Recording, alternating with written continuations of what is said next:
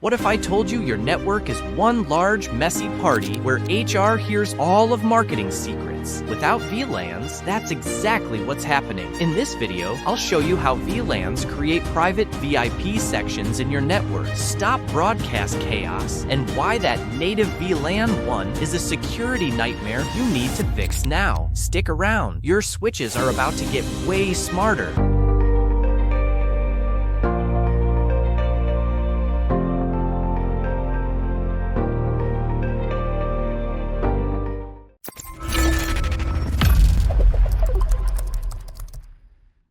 In this network topology, we have several services: DRH, marketing, commercial, and development, which each have their own switches. And yet what you see here is a bad design of the network. If one of the PCs sends a broadcast, then all the switches will spread it all over the network. If the switch of the HR service falls, then the other services will find themselves isolated and will no longer have access to the internet. Because here, PCs must pass through the switch of HR to be able to go out on the internet. Which also means that everyone shares the same bandwidth, which is not great in terms of performance. How many collision domains do you think are represented on this network topology? As each port of a switch is a collision domain, we have a lot of them. 4 on the DRH side, 4 to marketing, 4 in development, 4 sides of salespeople, 1 between the DRH and commercial switch, 1 between marketing and development, 1 between DRH and marketing, 1 between the DRH switch and the top switch, and 1 last one between the top switch and the router. This makes us a total of 21 collision domains. And where are their broadcast domains? If one of the PCs of the switch marketing sends a broadcast, we know that all the other switches will spread it. On the other hand, the broadcasts will not arrive on the router. The Internet Cloud is considered a broadcast domain, so on this topology, we have 2 broadcast domains. 1 domain to the left of the router, and 1 domain to the right of the router. We have seen that this topology is not a good design. That's where the VLANs come in.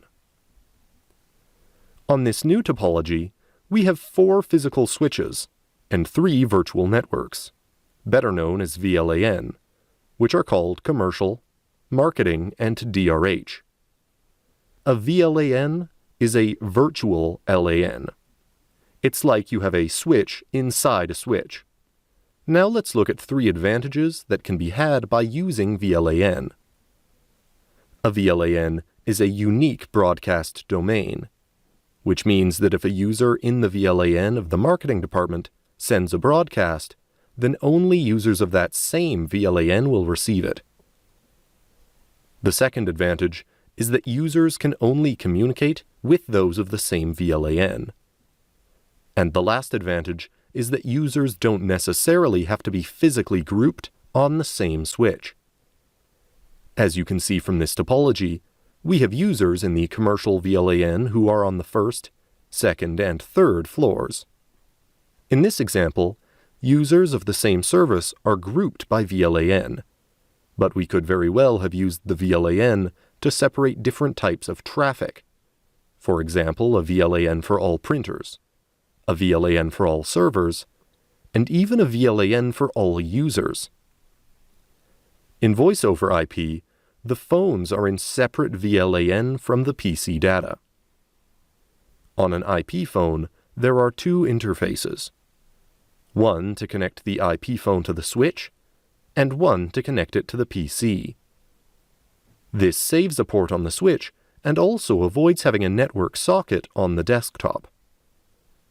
The IP phone will therefore be in the voice VLAN and the PC in the VLAN data. Thus, the traffic will be well separated, thanks to the VLAN, even if there is only 1 cable between the phone and the switch. Separating traffic with the VLAN also allows you to set up a quality of service, better known as QoS, This allows priorities to be set for certain types of traffic. VoIP is extremely sensitive to delay and jitter, which is why it is necessary to ensure that its traffic will always be a priority in case of overload on the network. Now that we've seen the benefits that the VLAN could offer, we will now analyze how the switch manages to differentiate between which VLAN the frames belong to. Here we have two switches with a VLAN voice and a VLAN data. What happens when the A phone wants to call phone B, or PC A wants to send something to PC B? Both switches will transmit traffic, but how are they going to differentiate between the VLANs? To understand, here is the Ethernet frame. Of all the fields in an Ethernet frame, there is no location, or the VLAN number could be specified. That is why we need another protocol to help us. To pass several VLAN between switches, you will have to create a trunk. In the image that has just been displayed, we have PCs on both sides that are in different VLAN. Since an Ethernet frame does not contain fields to specify the VLAN number, the trunk protocol will do so. There are two types of trunk.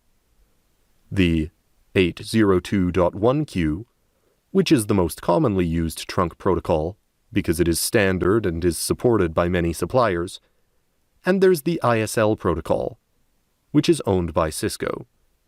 Some switches can't stand it.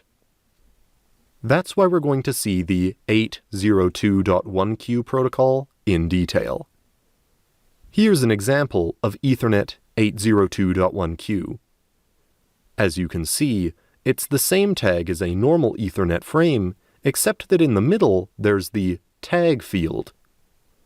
It is in this field, tag, that we will find the VLAN ID. That is the VLAN number to which the Ethernet frame belongs. The priority field gives priority to different types of traffic. Each VLAN that passes through the trunk will be tagged, with its VLAN number, by the protocol 802.1q. The only exception is the native VLAN that will never be labeled. By default, this is VLAN 1.